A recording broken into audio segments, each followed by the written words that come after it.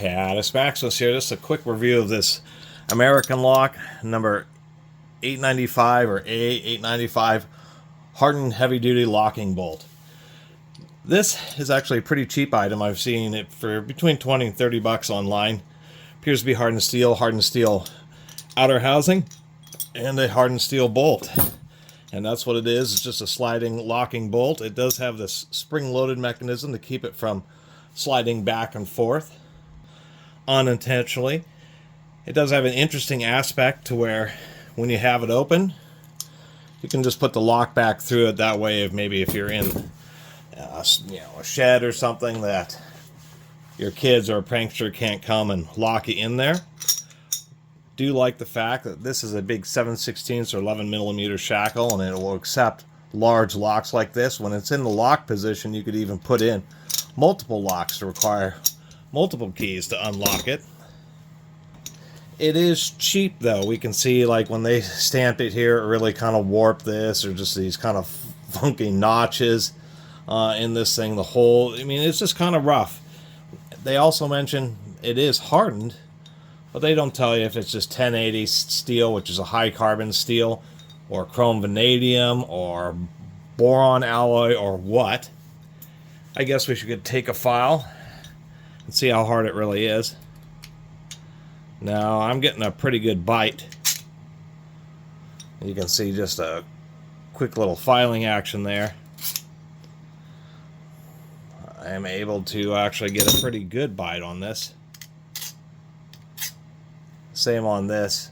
If it was super hard like boron steel, like this lock shackle, then the file would just skate off, and I'm actually getting a pretty good bite. So this is, even though it's hardened steel, it's not particularly high grade or super hardness.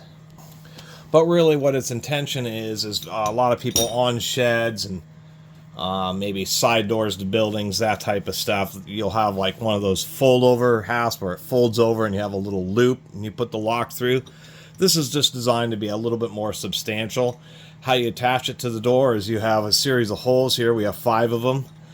4 you access through here and 1 through here. You can see like the issues here where this set of holes kind of wandered off a little bit.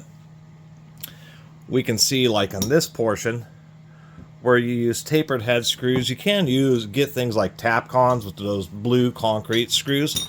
Those are a high alloy, very strong screw. So you could use those type of screws. They did fortunately put just a little relief on the back of the bolt, so if the screw head's sticking out a little bit, you'll still be able to use this unit. Obviously, you have to unscrew this in order to gain access to these 5 screw holes here on the back of the bolt. And so it would be designed to be, if you're using this on a door, you're going to have a piece of trim, so you'd have to make a cutout in the piece of trim in order to get this block in there. And then it has an internal door jamb piece here. You can use them both, so in that situation you might have something like this where you have this door jamb piece screwed this way, and then this piece 3 screws this way, so it'd be cross screwed. And it would actually add quite a bit of kick resistance. Just depends on how well it is screwed to the door. And that's what I kind of think is, versus some of those flip over hasps things, this might be a viable alternative. It is pretty heavy duty. This bolt is a 3/4 inch square, 19 millimeter square. And versus those fold over hasps, which actually have, quite a few areas on the bottom and top side to get a pry bar in there and get a lot of leverage against them. This certainly can be pried off too, but it's really flush against the door, so it might be harder to actually get some type of prying tool. Of course, if anybody's hammering with pry bars and chisels, it doesn't really matter what kind of hasps you're using, unless you're using one of those big, huge, heavy-duty steel plate things with the big round padlocks. Those are like the most secure. But if you just want an alternative that you can find for somewhere around 25 bucks, 30 bucks online, that's still just a heavy-duty cross bolt, maybe the American 895 might be a viable option. I only paid 3 bucks at a garage sale for this and just thought, oh, that's kind of a handy cross bolt. I may not use it for securing a shed or a building door. Maybe if you live in a high crime area, you can put this on the inside of your front door, and having the big cross screwed section And this actually would add just quite a significant amount of kick resistance. And it's just kind of an interesting design.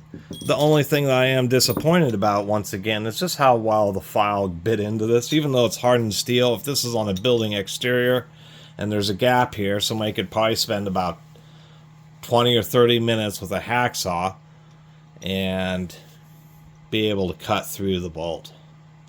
So I do wish it was a little bit harder, but nonetheless, still kind of a neat idea and design. Just wanted to share it with y'all. Anyway, thanks for watching.